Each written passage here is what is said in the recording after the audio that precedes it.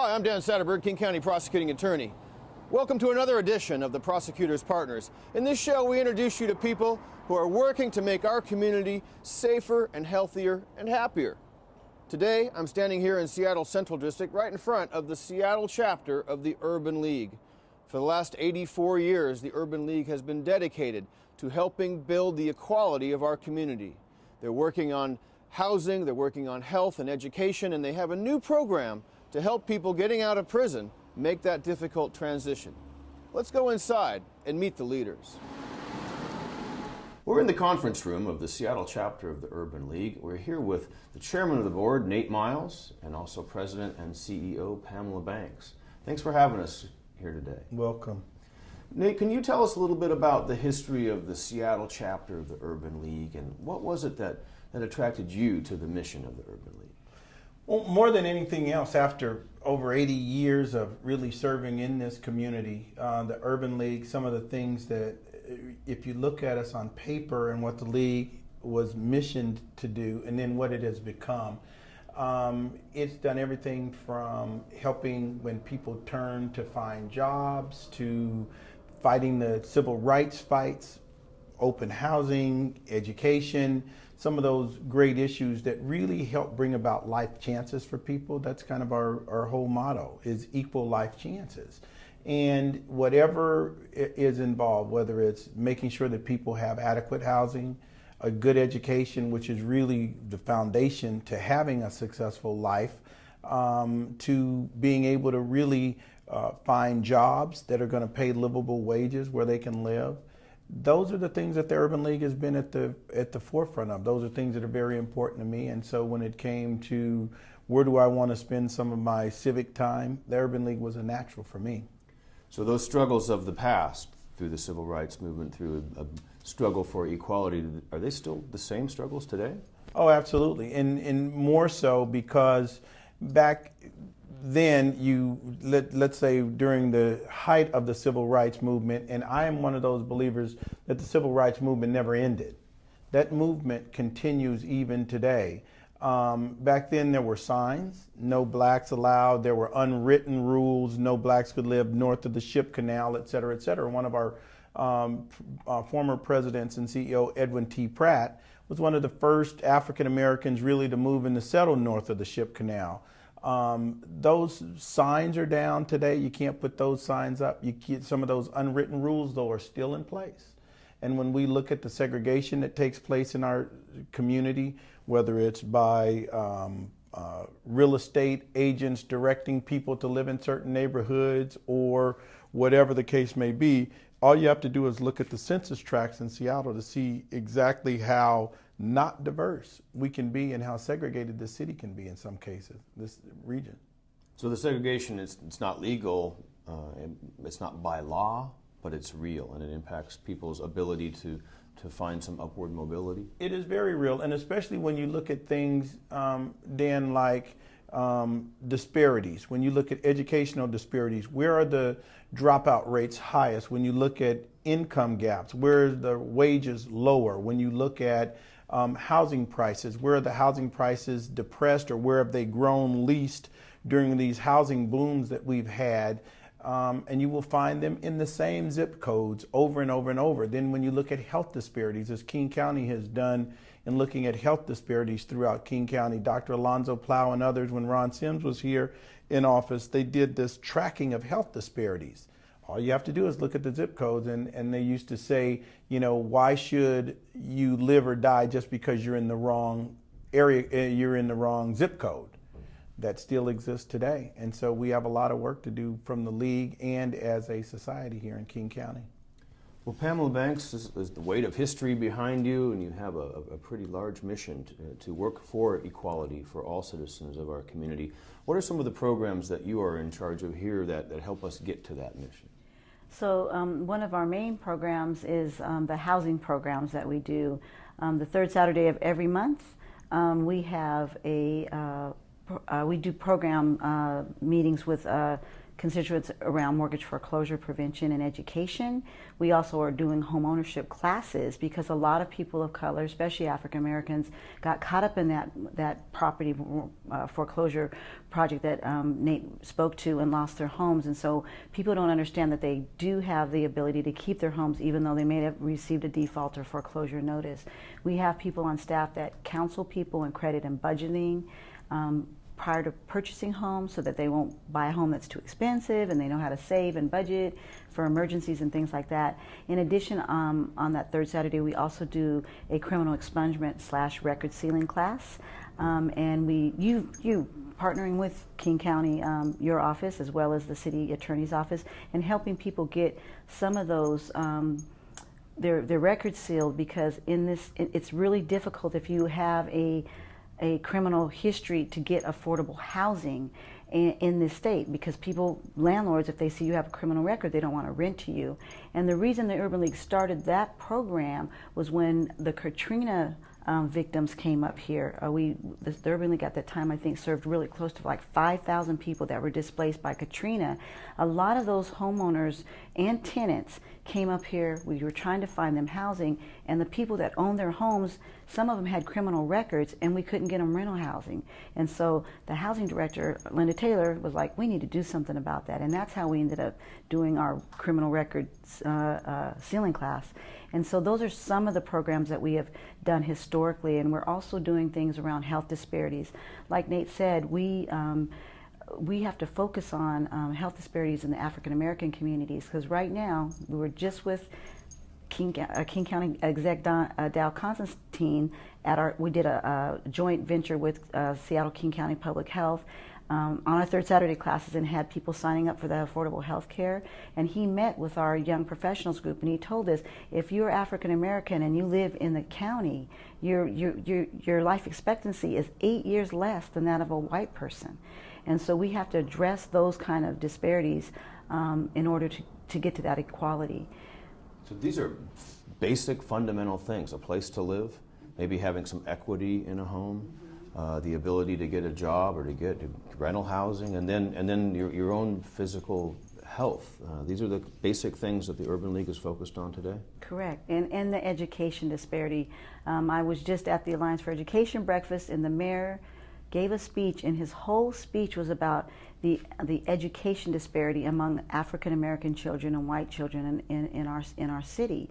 And it was from dropout rates to who's going to college, reading levels, and there's huge gaps. And I think it's programs and services that we provide in the community to help close those gaps. And we know that your success as an adult so often depends on your success as a teenager. And so you're there to help keep kids in school and away from some of those negative influences. Absolutely, absolutely. Can you tell me a little bit about this new program, the new mission, something that you call Career Bridge? Right. We're really excited to be the fiscal agent for this community-led program called Career Bridge. It is a program that really came about a variety of reasons, but one of the big ones was there's a disproportionate amount of gun violence in our community, and the city of Seattle decided that they wanted to address that gun violence, and it's focused on African American men, because again, with Seattle King County Public Health, they have all these numbers about how gun violence impacts the African American community at a disproportionate amount of rate. And so Career Bridge was born with a community collaboration, and we also are working with the Black Prisoners Caucus. Dan, and I think you've been up there to Monroe. And so this was I think what one of our community members, Mary Flower, said, all the stars aligned. And that's how Career Bridge came about.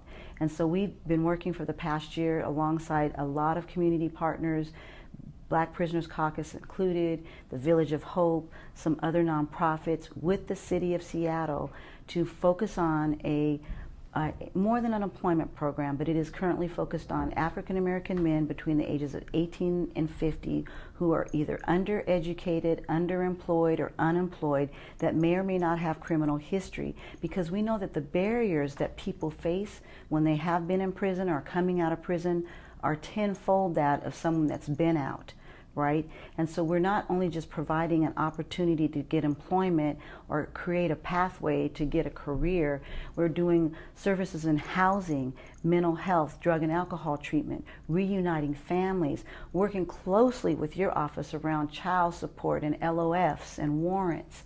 And we can't do it without our community partners. And your office, as well as the city, have been great partners with all these community folks at the table. You know, it's something that as we look at our criminal justice system, I think the thing that we do the worst is to help people in that transition. We'll send them to prison, but our reentry program from the government standpoint is to give them $40 and a bus ticket, and that's it. And it shouldn't surprise us that almost half the people who leave prison will be back in prison within 3 years. So what you're proposing, this global support from to take care of needs, you know, for that really difficult time, that first year after people get out of prison. I mean, that's groundbreaking stuff. It also, Dan, one of the things that, you know, I think it plays into is the whole piece that I think some of the more progressive law enforcement officials like yourself, Jenny Durkin, and others who really look at finding ways to keep recidivism down. I think we as a society are now figuring out we cannot afford, budget-wise, to keep people in prison at the rates that it's costing us to incarcerate people.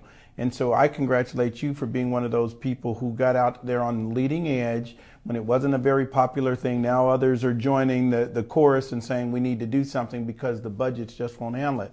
But I really have to give credit where credit is due, that you and a number of other progressive law enforcement officials saw this coming early on and said, let's find ways that we can really take a humanistic side of it and look out for these people. And so there are programs like this. Not only is the Urban League doing that program, but we're combining that with saying not only have things changed since someone was in prison, we also know that the job market has changed. So the jobs that we're going to be training them for, and some of the things that we as the Urban League are getting into, are things like coding, so that kids can learn STEM technologies, because the jobs of welding and riveting and some of those other things that they used to do, while still exist, those jobs are fewer and far between. So we have to do those jobs where there are plenty of job openings, and that's in the high-tech areas, all of the STEM areas. And if these people miss that coming through school, at least on the back end, we might be able to pick them up. And so we're working with a group like code.org. We're working with MESA, the program, so that we start kids early learning about technology and how it fits in to their life and to the jobs of the 21st century. And so as these kids come out, the next logical progression is to make sure that these people who do this transition get the job skills that are going to put them and make them eligible for the jobs that are out there. And I think the two of those things working together is going to be really impactful. I know, Nate, you're from the corporate world, and Pamela, you've got a lot of experience in government where there's a lot of interest in statistics, in benchmarks, in measures of success. How will you know when the Urban League has met its mark, when it's been successful? When will it be time for the Urban League to say we're no longer needed in the Seattle area? I'd like to say that there will be a time. I can't honestly tell you that there will.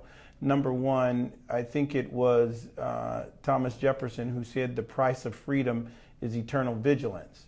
And if we are not eternal in this, I think one of the lessons that we learned from the peak of the civil rights movement in the 60s is you cannot take your eyes off the prize. There is no we've accomplished, we've arrived, and we can take our foot off the gas. You can't, because it is so easy to go back. Some of the problems that we have today, had we really kept up the focus, kept our foot on the pedal, I think we would not have seen as many, or at least as much of a retreat as we have seen in certain areas as we have today. But that being said, so I don't think that there'll ever be a time that the Urban League would go out of business. We may change our focus and focus on some other areas that need to be focused on, but I don't think there'll ever be a time when we won't need an Urban League. And there are some places that are like that, because equality and those equal life chances that we talk about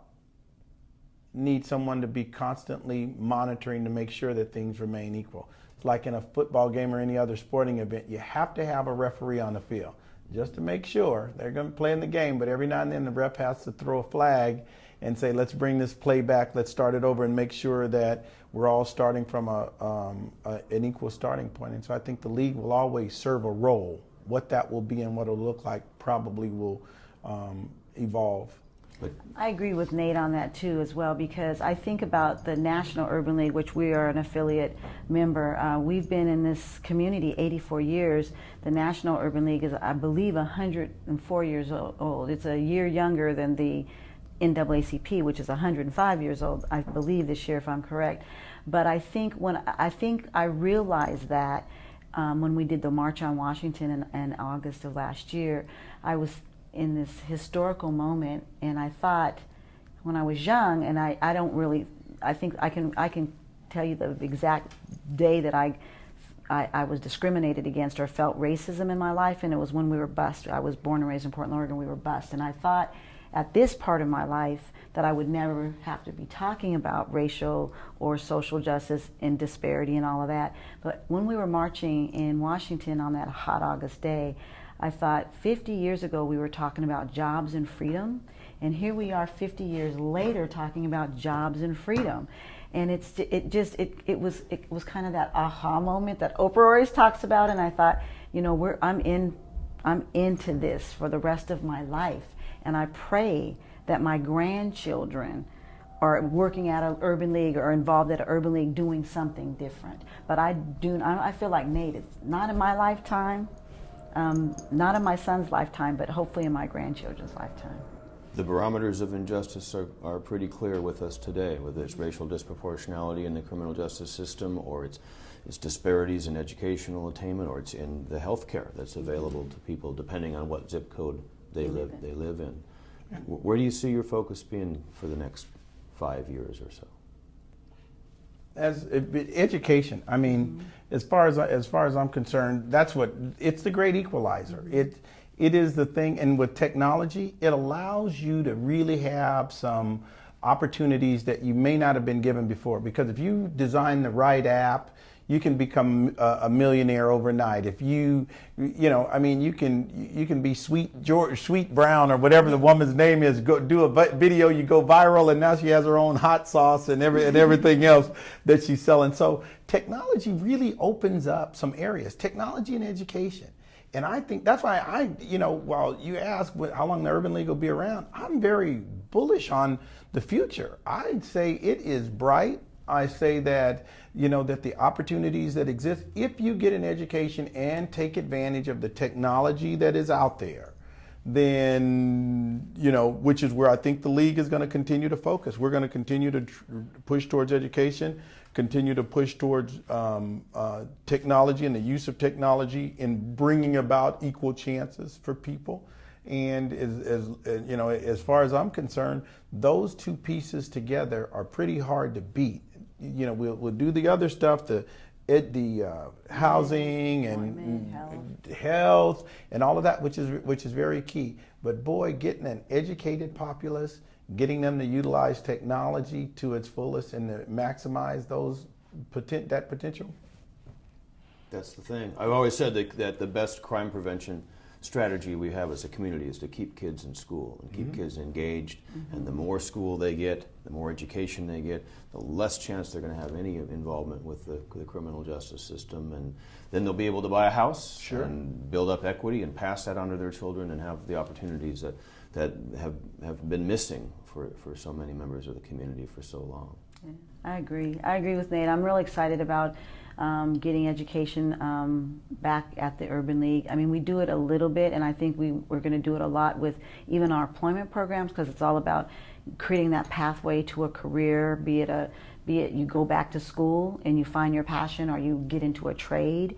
But I think what really struck me about the education piece is when I took on the role here was when I heard that they were really planning prison beds based on third grade reading levels, and we have this whole cradle to prison pipeline that really disproportionately impacts African Americans. It's like we have got to delve into that, because I truly believe, as a first generation college grad, that education is the equalizer. It crosses everything. It crosses your health, employment opportunities, definitely your ability to buy a house, because they have all those statistics about if you have a degree that you're going to likely earn this much more than the person that doesn't have a degree or an advanced degree, and it all plays into that education piece. And I think for us, as we move forward, this awesome board that we have with Nate leading it, that will be in the education, hit it really hard, and we'll definitely what they say in all the programs that they're saying we're going to close the achievement gap. I think we're going to actually see some real numbers around that as we focus into these STEM and technology fields. Great stuff. Nate Miles, Pamela Banks, thank you for being one of the Prosecutors' partners. If you want to learn more about Seattle's Urban League, visit this website below. Thank you for watching the Prosecutors' Partners.